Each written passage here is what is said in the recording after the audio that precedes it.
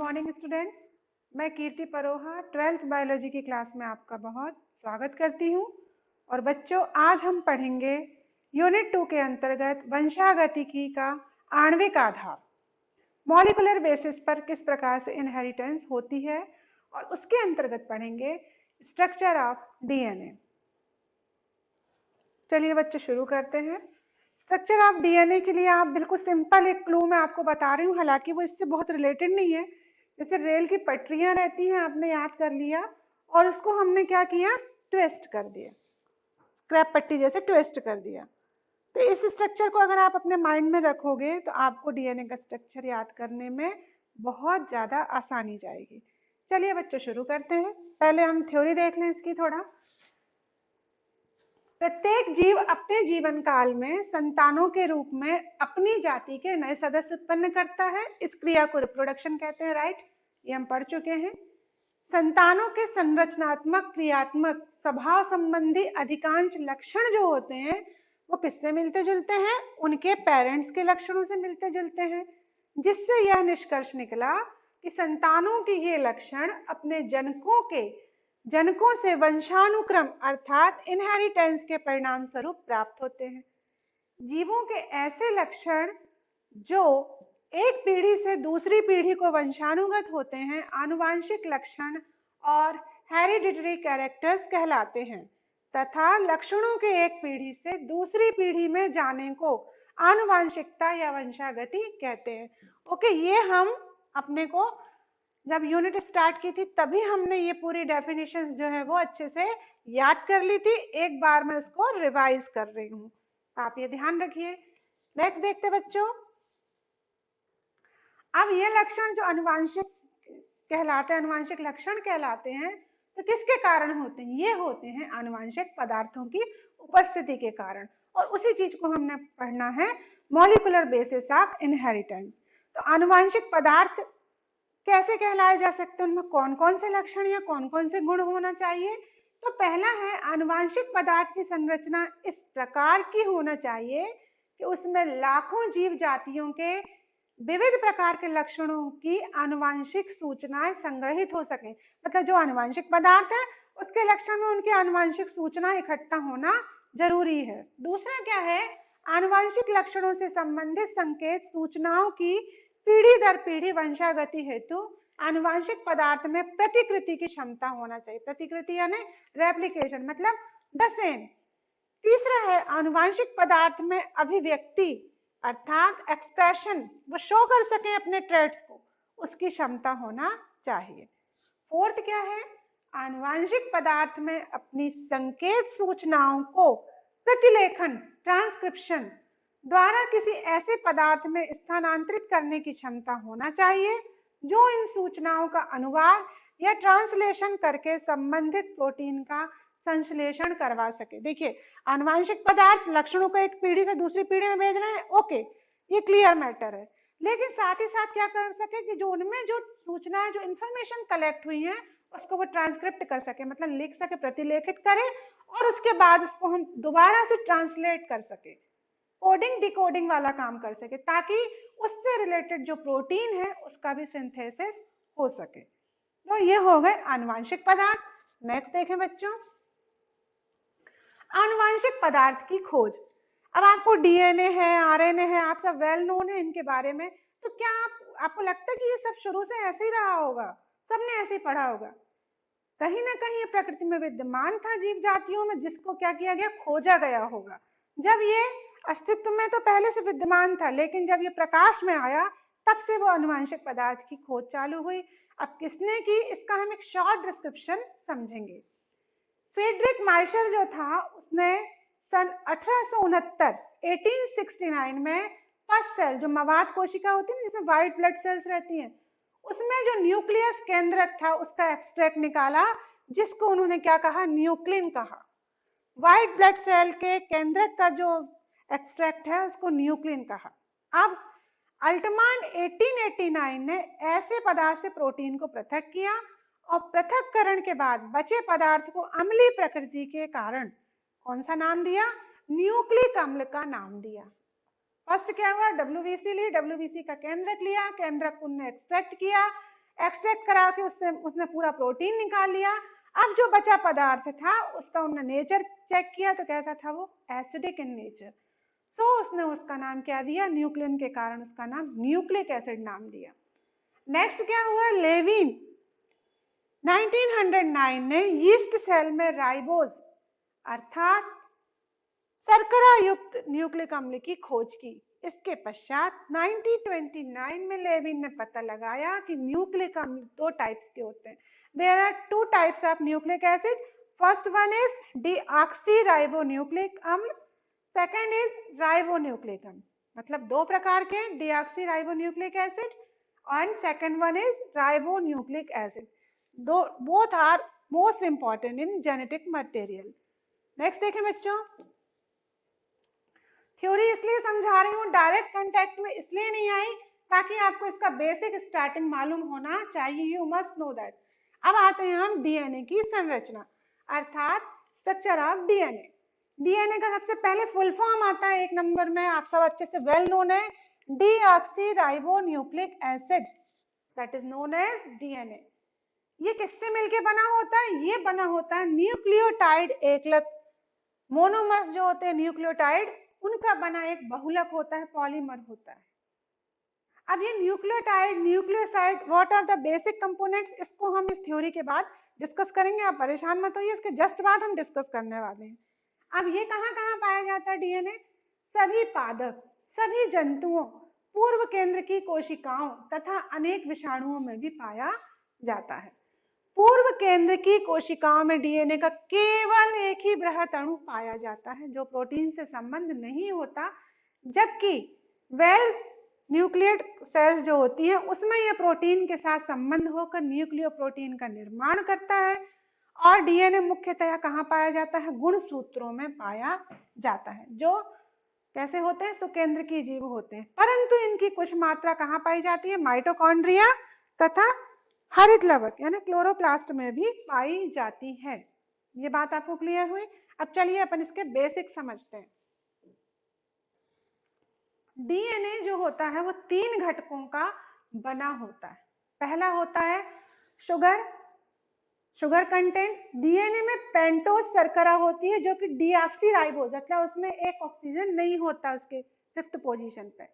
दूसरा बना होता है फास्फोरिक अम्ल अर्थात HPO4।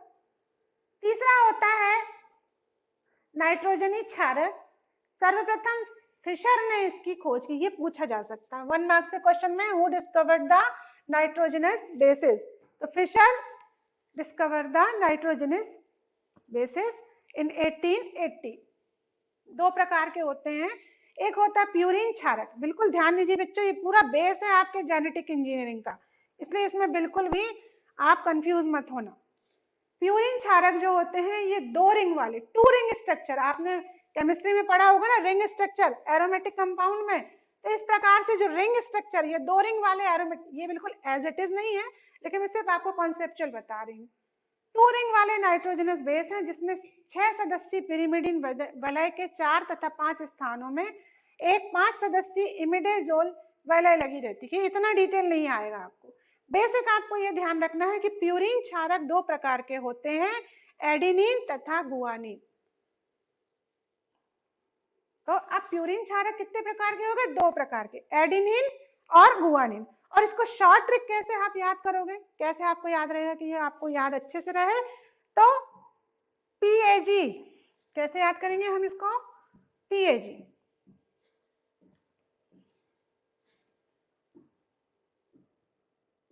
ट्रिक आपकी बनी PUAG, एडिनिन और गुआनिन। इसका पूरा ये शॉर्ट ट्रिक आप याद रखिए, आप बिल्कुल नहीं भूलेंगे कि प्यूरिन क्षारक कौन कौन से। दूसरा है पिरिमिडिन क्षारक, ये सिंगल रिंग होते हैं, केमिस्ट्री के इसमें सिंगल रिंग वाले नाइट्रोजनस बेस, और इसके जो नाम हैं वो दो प्रकार के होते हैं, साइटोसिन तथा थाइमिन, साइटोसिन तथा थाइमिन। अब लेकिन एक चीज और यहाँ पर मैं आपको बताऊं कि जब आरएनए का स्ट्रक्चर पढ़ते हैं तो वहां पर जो होता है वो यूरेसिल बेस होता है, लेकिन हम यहाँ डीएनए का कर रहे हैं तो हमको डीएनए से बस मतलब है। तो पिरिमिडीन को कट करो, इसको याद करने का तरीका क्या है, पिरिमिडीन को कट करो, पिरिमिडीन को कट करो। अब इससे आपको याद रहेगा, कट मतलब सी और टी, तब आपको इसको भी बिल्कुल नहीं भूलोगे आप। PUAG पिरिमिडीन को कट करो, ये पूरा फॉर्मूला हुआ। इसको आप कभी बिल्कुल नहीं भूल सकते, हमेशा बच्चे कंफ्यूज होते हैं प्यूरिन और पिरिमिडीन क्षारक के बीच में। तो आप अगेन फिर से बोलिए, PUAG पिरिमिडीन को कट करो।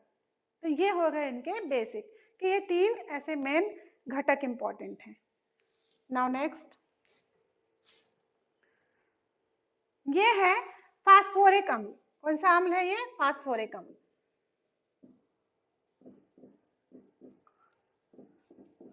ये फास्फोरिक अम्ल का स्ट्रक्चर है, आप अच्छे से याद करिए। सूत्र क्या हो जाएगा? H3, गिनिए आप यहाँ पर, H कितने हैं? 3 है, तो क्या हो जाएगा इसका फॉर्मूला? H3, P कितना है? सिंगल, O कितने हैं? 1 2 3 4। फास्फोरिक अम्ल का जो फॉर्मूला हो गया वो क्या हो गया? H3PO4। ये स्ट्रक्चर है फास्फोरिक एसिड का। ये बेसिक है, हालांकि आपको एग्जाम में बनाने नहीं आएंगे, लेकिन जब तक आपको ये चीज क्लियर नहीं होगी आप आगे का स्ट्रक्चर नहीं समझ सकते। नेक्स्ट देखें, ये आती है राइबोज शुगर के बारे में। ये क्या है? शर्करा, पेंटोज शुगर।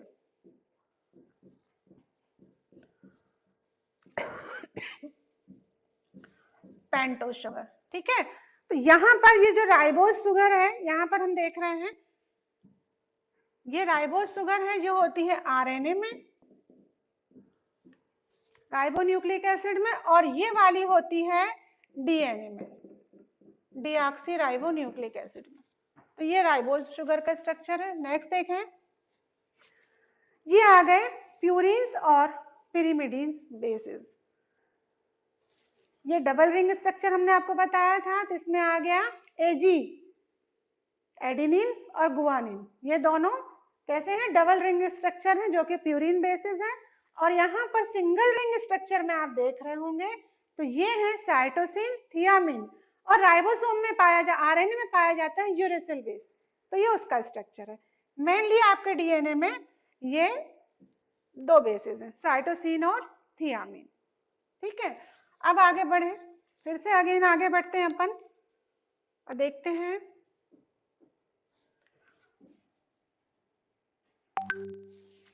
यहां देखिए दो टर्म आती है इसमें, न्यूक्लियोसाइड और न्यूक्लियोटाइड। दो टर्म आती है आपको हमेशा, एक है न्यूक्लियोसाइड,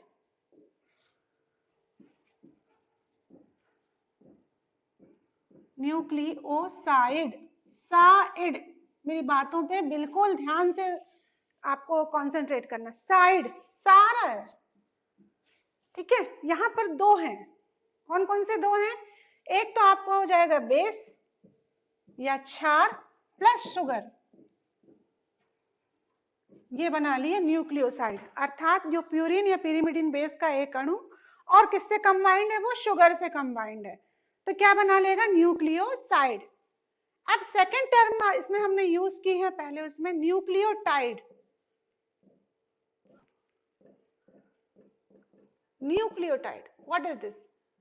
चूंकि यहाँ दो थे, यहाँ दो कॉम्बिनेशन थे, तो यहाँ पे आ रहा है तीन का कॉम्बिनेशन। टाइड, टा मतलब तीन, समझने के लिए। तो न्यूक्लियोटाइड में क्या आ जाएगा? आपका आ जाएगा बेस प्लस शुगर, यानी pentose sugar. Here means pentose sugar. आप कंफ्यूज मत होना, परोवा मैडम ने हमको कौन सी शुगर पढ़ा दी। बेस शुगर प्लस क्या आ जाएगा? Phosphoric acid.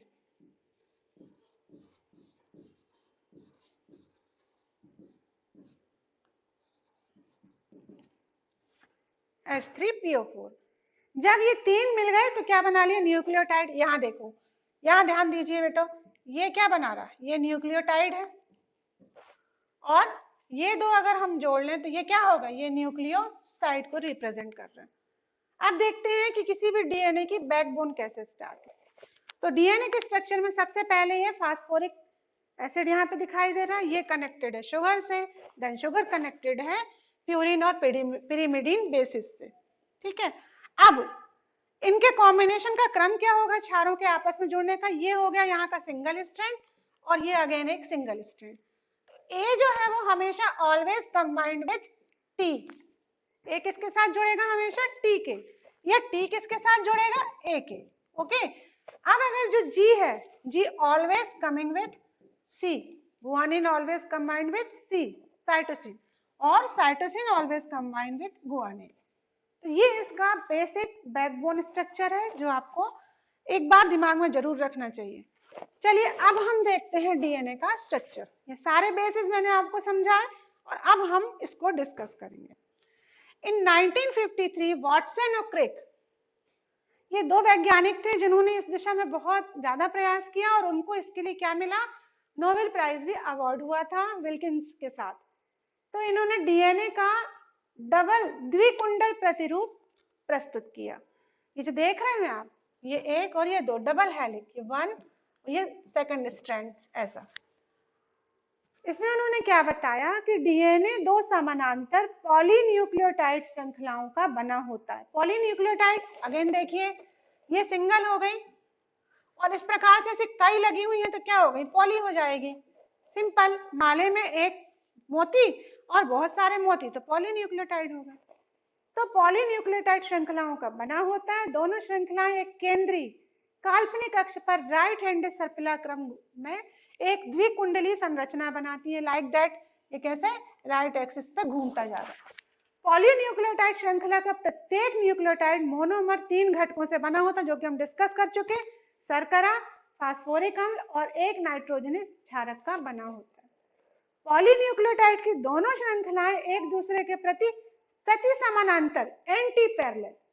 अब ये इंपॉर्टेंट है, यदि मान लो एक स्ट्रैंड जा रहा है 3 to 5 के उसमें, तो दूसरा स्ट्रैंड जाएगा अगेन यहां से उल्टा चालू होगा 3 to 5 के उसमें, यानी इसका थर्ड कोरिलेट विथ 5 और third correlate with 5, anti parallel होता है। दोनों श्रृंखलाओं के क्षारक एक दूसरे के पूरक होते हैं, अर्थात एक श्रृंखला में एडेनिन है तो उसका ठीक सामने थाइमिन होगा, एज वी डिस्कस बिफोर, और अगर गुआनिन है तो उसके सामने साइटोसिन होगा। ये हम समझ चुके हैं पहले से ही, अब आपको बहुत आसान होगा इसको लिखना। फिफ्थ देखें, दोनों पॉलीन्यूक्लियोटाइड श्रृंखला के पूरक क्षारक परस्पर हाइड्रोजन बॉन्ड्स द्वारा जुड़े रहते हैं। अब बोथ जो हैं वो कैसे जुड़े रहेंगे? हाइड्रोजन बॉन्ड द्वारा। ए तथा टी के मध्य double bond, A double bond T, G triple bond C, ऐसा होता है। मध्य 3 बंद होते हैं। तो मतलब इसको आपने छोटे से फॉर्मूला से इस 5वें नंबर के उसको याद कर लिया।